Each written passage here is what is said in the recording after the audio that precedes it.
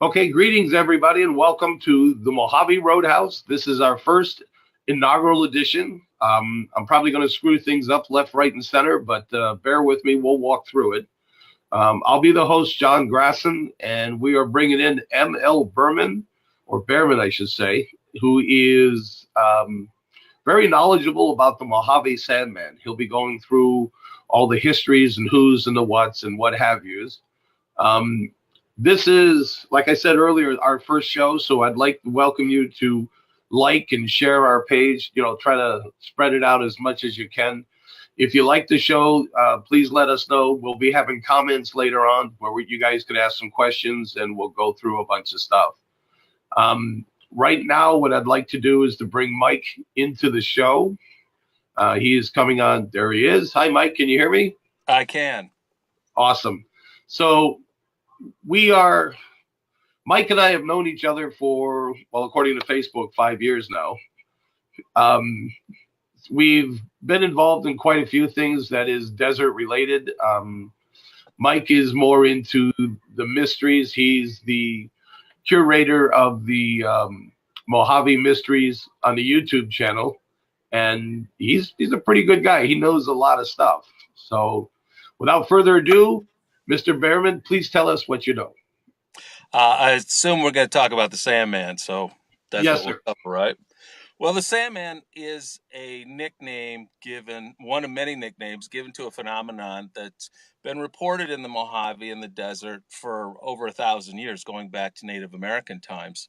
And it's basically the idea of a two-legged hominid bipedal creature that I guess would be to Bigfoot. And I always hate using that word because it brings up so many bad, cheesy connotations.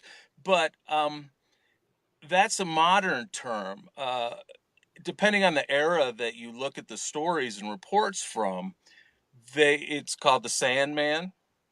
Uh, Down by Anzio Borrega, up near Joshua Tree, and that area is called the Yucca Man.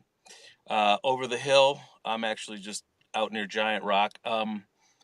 It's called the Cement Monster up in Johnson Valley, mainly because it was reported frequently around an old abandoned cement factory, which now is back in business and huge, going right up to through Death Valley. So it's a phenomenon that's been reported widely.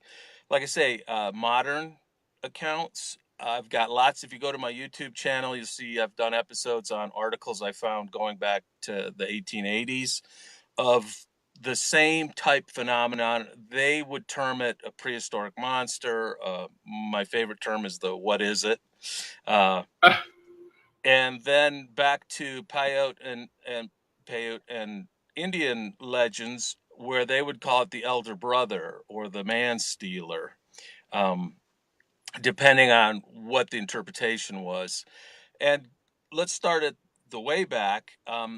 In Native Americans, their stories about it kind of fall into two camps. One where it's a supernatural being that appears to punish someone or to deliver a message, or it's even was used as a device to scare naughty children. If you're not good, the elder brother will come get you.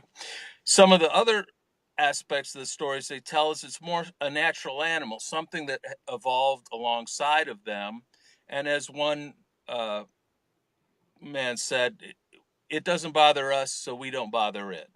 And they view it as just part of the natural world. Now you get up into where the Anglos and Europeans came, and then you start to get these sensationalized stories of it's a monster, it's a creature, it's something that would come down out of the hills and snatch livestock, would menace people, miners or prospectors way out in the middle of the desert. And then, right up to today, where you get the classic stories of someone saw something crossing the road, or um, I had one story just recently. A gentleman in Johnson Valley lived in a cabin way out near what now is the Marine Combat Range. And his dogs were barking one night. He lived in a trailer near a cabin, and he came out and he saw something hairy crouched down messing with his garbage cans, and he thought it was a bear. Now, we do get black bear in the desert once in a great while, and they're usually going from mountain range to mountain range and just crossing the lower desert uh, in their travels. And that's what he thought it was. It was something, a bear messing with his garbage. And when he put the flashlight on it, he said it stood up, turned around, and let out a low growl. And his description was that it looked like a football player or weightlifter covered with hair. And he said it definitely looked human, that when he hit it with the flashlight, it put up its hand to block the light, and you could see a hand. And then it ran off. And Oh when he my looked, God. it had left prints. Now, that's one modern report. And I've got reports like that going, like I say, all the way back to the 1880s. So, and earlier. So it is a phenomenon that gets repeated. Some of the stories get regurgitated, and you hear the same one over and over to the point where it's almost like accepted as fact. Whereas when you look into it, it doesn't really hold up. Um, but there is enough interest and people talking about it that it's another mystery, another thing that I like to explore. And I should say, for anyone who's a skeptic, which I agree with, always approach stuff carefully. Um, for every person I find that says, "Oh yeah, I saw it," or "I've heard about it," or "My friend had a story," blah blah blah, I've encountered people that have lived in the area for 50 years, and like, I've never heard such a load of crap. So Well, then you find that with treasure legends as well. exactly. You know, at the end of the day, until someone brings in proof that's, I guess, DNA or something, it's a story told around a campfire. But it's a very interesting story, and it's a very spooky in some aspects. Yeah, in a lot So of ways, those campfire stories will keep the kids awake all night long. yeah, right, right. So So I got to ask you real quick. When you were talking about some of the stories going back to the 1800s, I'm curious what they said different in the 1800s compared to what a modern person would say. um they for the most part, they also speculated that it was a prehistoric throwback or a caveman or a ape of some sort. Now, they also had some real interesting theories, and one that I encountered a lot with a lot of the articles was that it was an escaped ape. Some traveling circus broke down, and the gorilla got out of its cage and ran off, and that's what people are seeing. Now, uh, obviously, a gorilla, a tropical animal living in the Mojave, is going to have a bit of trouble surviving. And He'd be known as a skinny gorilla. yeah, quick, uh, dried out gorilla. Yeah, And they don't walk upright, and they don't leave the footprints.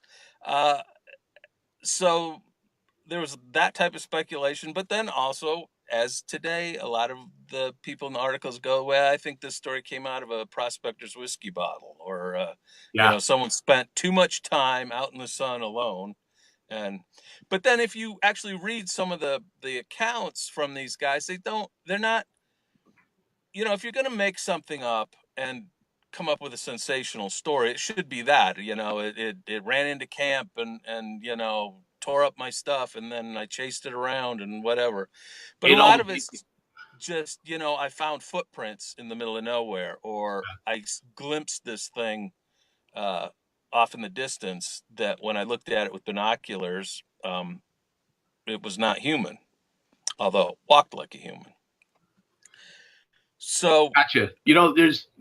It's interesting to me. I enjoy the story more than anything else.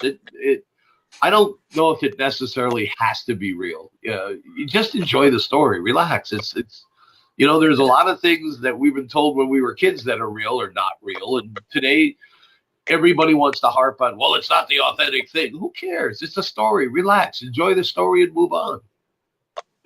yeah, in a great part, when you deal with any phenomenon, whether it's UFOs, ghosts, whatever. There's the story element is the most fascinating one. What I find fascinating is how the same phenomenon seemed to repeat through different eras. As you know, it's either, is there a kernel of truth there? Is there something there, or is it just a human need for us to tell stories like this to each other, or is there something out there yet undiscovered and or misidentified? That's another thing. You know, when you deal with this, you're down to four aspects. Either it's a lie and the person's crazy, or it's a hoax. Well, okay, that can happen at any time. They saw something but misidentified it. That's a possibility. Or the last one is that there was actually something there that has yet to be explained, which is probably the farthest leap, obviously. Um, but sometimes you got to wonder. And I should say that I myself have found tracks on two occasions in the middle of nowhere that made me, you know, wonder what left them. Well, I remember when Jim and I did the radio program, you actually brought in a casting of a foot. Yeah, that was supposedly taken from a trail of footprints that a person had found. Um, Okay. I I don't really think that it was real. Yeah. It just, you know, That but was a size 48 foot. it was a big foot. Yeah, right. I mean, you can't get shoes down at the Big Five for those No, no, and that's things. the most interesting thing that I ever found myself was, it was in 2011, and some friends and I had gone out just jeeping one weekend, and we were trying to get through this pass down in the Pinot Basin Wilderness area on this side, not in the park, Joshua Tree National Park, and Gotcha. we were trying to get down this one little box canyon to get through it, and it kept narrowing down, and finally it was like 12 feet of open sand and then a rock wall. So we had to turn everyone around. And I got out to direct people to turn around. And I was doing that, and I looked down, and right next to where I was standing was this massive footprint. And now I wear a size 13 shoe. I weigh 250 pounds, so I can leave a big print of my own. And this thing dwarfed my print, and it was deep. I actually jumped up and down next to it to see if I could crush the gravel down as far, and Gotcha. I couldn't. And I got down and looked at it because I was like, "Oh God, I finally see something that people are talking about. Now I can really examine it." And it was so fresh that I could see where the heel had hit, the foot had come down, and the toes had pushed off, and even the sand between the toes as the foot pushed off was still sharp, which means the print was only, an hour, 2 hours old. Now Wow. at the time we could only see one print, so we were like, it was a one-legged Bigfoot Poe going across the That's you a know whole new the, phenomenon. the West. And it wasn't until later I went back the next day. So we took pictures of it. We tried to figure out what it was. We couldn't. We were just like, wow, that's the weirdest thing. And we left. The next day I went back out there by myself and searched all over trying to find more of them. And I found another one that had been run over by the Jeeps. That's why I didn't see it that day. But there were only two tracks, or something had stepped down twice and then up on the rocks to get through this little pass. And at the time, that didn't really register with me. I went and looked around. I did a circle. If you're ever tracking something, if you want to cut its path where it's gone, do a circle around the track you find, and you'll see where they continue, right? Where it came in, where it went out, past you. Gotcha. So I didn't see anything. It was mostly rocks. I went into the ravine next to us, and there was undisturbed sand, so there was nothing there. I came back up, and I was on the ridge of rocks that lead down to where the ravine was, where the print was. And when I looked, I saw instantly, and this really registered with me, is whatever had made those tracks had walked down the ridge and chosen the narrowest part of the sandy area to cross and then go up the other rocks. So it was like consciously not wanting to leave prints, you know. That That's was my true. interpretation. Now, jumping back to, like I said, okay, is this something misidentified?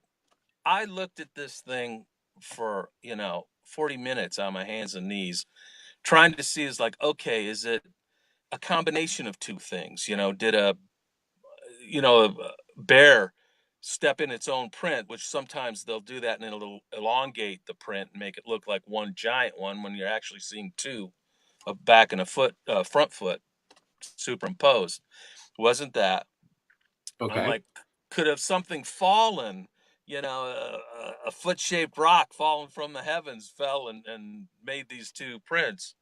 No, because it wasn't. The other thing is, it wasn't stamped. Like I say, if you, so many people, when they try and fake stuff, stamp it into the ground, and then when you look at it, it looks like that. It looks like a cookie cutter, pattern. Right, Whereas right. I, like I said, could see where the heel had struck first, then the foot rolled, and then the toes pushed off. Yeah. So in So other words, the heel was a deeper depression. yeah, yeah, and then the toe where the toes dug in really, was Came sharp. up. Yeah, so it had dynamics. Whatever it was flexible and had dynamics that made the print. And then, like I say, the depth of it was the biggest thing. Wow. How deep did you think it was? No, I'm not talking like, it's like some giant thing. It was, it was about like, I'm trying to see if you can see my fingers. About a half Uh, inch, 3/4 of an inch? yeah, yeah, yeah. Um, in the deepest part, and mine next to it were maybe half that deep. Okay. So, a thumbnail gauge, I'd say it was twice as heavy as I was, whatever it So was. so we're Um, really saying we're really saying something around like 500 pounds or more. Because if it's yeah, double yeah, the yeah. imprint, I Which would would assume that would it'd be a be very big bear if it's a bear. a bear that size in the desert is not going to do well.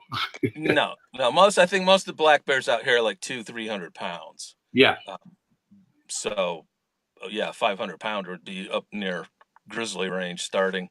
Now here's the interesting thing. Now this is where it really gets weird, as if this isn't weird enough. About 2.5 months later, I'm having lunch at the saloon with my friend who was with me when we found the print, and he didn't believe in Yucca Man or anything. And all he says, yeah, I can't explain it either, but it was a big footprint. And anyway, he comes over to me and he goes, "You remember that print we found a couple months ago?" I'm like, "Yeah." He goes, "There's a guy here who wants to talk to you about it." I'm like, "Okay." So brought over a gentleman who turned out to be a close acquaintance of his family. And he told me a story. He goes, "Yeah, I heard about it. I saw the picture. We did take pictures of it." And he goes, "I saw the picture. And I want to tell you something." He goes, "25 years ago, I was in that exact area hunting because they used to allow hunting down there." Gotcha. And he goes, "I had the weirdest experience." And I'm like, "Okay, well, I'd love to hear about it." He goes, "Well, I was down there hunting, and I believe he was hunting doves." And he goes, "It was about dusk, and I was going back to my camp, which was near my truck, right in that general area, that little series of canyons." He goes, "I heard the most enormous, savage roaring coming from down in the canyon." And he goes, "It sounded like someone was tearing a grizzly bear apart," was his exact words. I'm Oh like, my "Well, could God. it be a coyote pack? When a pack meets another Yeah. pack or each other, they'll do that greeting, and it can, you know, 20 coyotes howling and Oh growling at yeah. once can Yeah. sound really weird." And he goes, "No, no, it wasn't like that. It was roaring like a bear, like roaring." And he goes, "So, I listened to it for a little while and then it faded out." He goes, "I went to bed that night because I was in my tent and my truck was right next to me. And my truck was open back and it had my supplies in it." He goes, "About 10 o'clock, I heard something step up onto the bumper of my truck because I heard the springs creak, "Eek, eek." And Gotcha. then I heard something rummaging in the bed of my truck." And he goes, I turned over in my sleeping bag and looked, and He goes, all of a sudden the noise stopped, and he goes, I heard something heavy jump down off the truck because I heard the springs again. Take a couple steps towards the tent, and then stop. And he goes, it was this like weird silence, like it knew I was there, and I knew it was there, and we were trying to gauge what What's the was going next to move? happen next. Yeah. And he goes, I had my gun, but I didn't want to open that tent flap and see what it was. And he goes, all of a sudden it let out like a chuff, which a bear will do. But he goes, then it turned and ran, and I distinctly heard bipedal steps run off through the desert. And out in the desert, when it's warm at night on the gravel, the sand and stuff, you can hear people 100 yards away walking. I mean, it's Yes. crunch, crunch, crunch, crunch, right? So he said, I heard that run off into the distance. And so I rolled out of the tent and looked with my flashlight. And he goes, the ground was hard enough to where there wasn't like prints, but there were indentations, like, that looked Uh-huh. like big footprints. So he goes, whatever you saw, whatever made that print, I think came to my camp that night. And, he wanted to go back out there and set up like a sniper blind and wait for this thing. And it was funny because he goes, but we got to be really quiet. And I was like, yeah, no problem. But hey, Mike, the show theoretically is supposed to be about 20 minutes long. We're already a little bit past that. Really? But you shared some great information. I'd like to go more, but I think we'll need to do this again some other time No so that we problem. can kind of add to it. For those of you who want to, MojaveMysteries.com is where Mike's um, information is, his videos. He does some really, really great videos. I would highly recommend going over and seeing him. I can't thank you enough. This was great. I hate to cut it short like this, but I think it's best to leave it there. We'll continue on another day. From the heart, thank you very much. And we'll do this again another time. All right, John. Thanks. Thank you. And to everybody else, have a good night. I'll talk to you later. Enjoy.